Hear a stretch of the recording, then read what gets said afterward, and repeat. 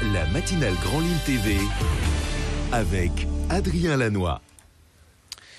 Et avec vous, en direct ce matin, ce mercredi 4 mai, 7h30, et bienvenue sur Grand Lille TV. Et merci de votre fidélité. Toute l'info du jour en images en 7 minutes avec d'abord les belles prévisions météo du jour. Encore une superbe journée ensoleillée en ce mercredi.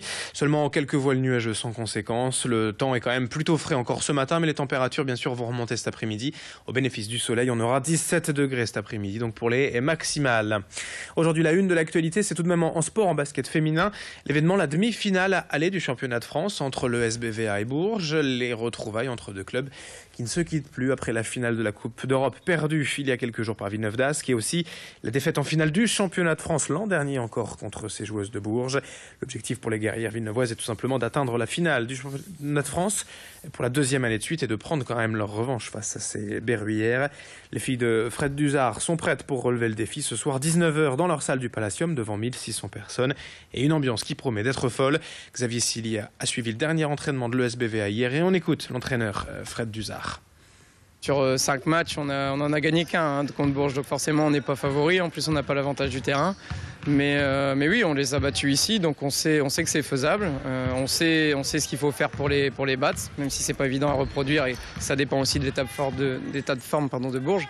Mais voilà, on va tout donner en tout cas pour accéder une deuxième fois d'affilée en finale de championnat de France. L'info du jour, c'est aussi le vaste élan de solidarité vécu par les Restos du Cœur depuis 2 jours et ce dramatique incendie sur leur site de Wattrelos. Des dizaines de particuliers se sont présentés spontanément auprès de l'association depuis le drame pour apporter leur simple mais utile contribution. Vous aussi, n'hésitez pas à les joindre pour savoir de quoi ont-ils besoin au 03 20 26 47 01. Autre information ce matin, l'extension de la traditionnelle opération TER Mer à la Picardie. La nouvelle région des Hauts-de-France ne pouvait en effet pas laisser à l'écart la côte picarde, si bien que Fort-Mahon et le Crotoy rejoindront cet été les destinations déjà existantes sur la côte d'Opale. On en reparlera avec d'autres nouveautés d'ailleurs prévues cet été. Attention, côté métro, l'interruption de la ligne 1 depuis 7h ce matin jusqu'à 8h30 et selon Transpol, un incident en technique empêche donc la circulation du métro sur la ligne 1 à l'heure actuelle entre Villeneuve d'Ascq, Hôtel de Ville et CHRB Calmette jusqu'à au moins 8h30. On vous tient bien sûr informé en temps réel ici même sur Grand Lille TV. On enchaîne dans cette édition avec la journée mondiale de l'asthme. Hier, 400 000 personnes seraient aujourd'hui asthmatiques dans la région, mais au moins 6 sur 10 ne seraient pas suivies régulièrement. L'occasion donc de parler du programme SOFIA, un accompagnement mis en place par l'assurance maladie pour mieux aider les personnes touchées à vivre au quotidien malgré cette maladie chronique. Il s'agit d'un site internet sur lequel on peut trouver des conseils et témoignages de personnes malades, une brochure sous forme de newsletter envoyée aux malades tous les 2 mois et un soutien par téléphone avec des conseillers spécialement formés pour adopter les bons réflexes. Explication complémentaire au micro de Céline Huret. Cet accompagnement se décompose en 3 supports. Un accompagnement écrit avec une newsletter qui est envoyée tous les 2 mois, qui apporte des témoignages, des aides quotidiennes, par exemple sur comment préserver la qualité de l'air intérieur, des choses comme ça. Également des brochures très simples, très ludiques, par exemple sur l'inhalateur, sur peut-être l'arrêt du tabac éventuellement.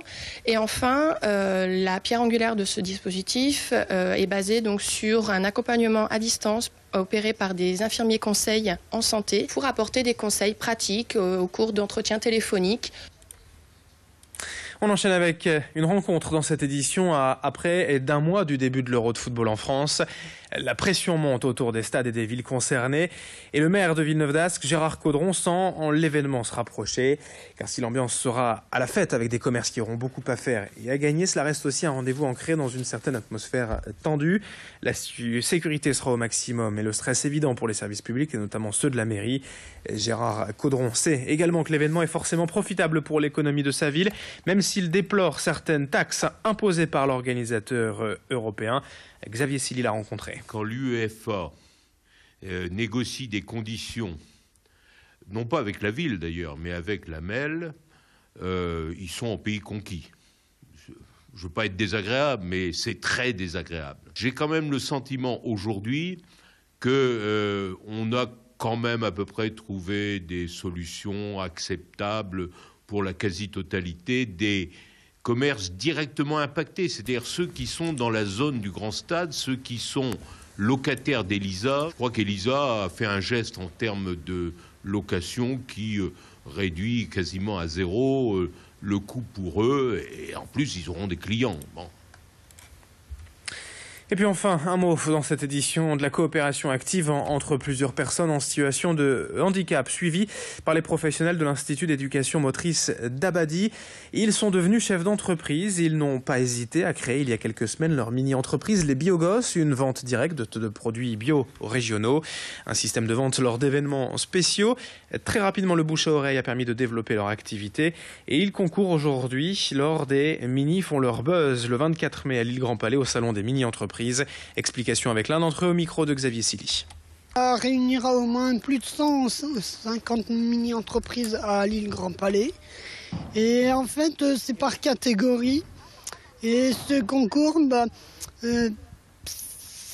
ça permettra aussi de voir ce que les autres mini-entreprises me proposeront. C'est la deuxième fois que je participe à ce concours de mini-entreprises et je le sens comme un deuxième passage en fait. On va tout donner, gagner on ne sait pas justement, c'est la surprise.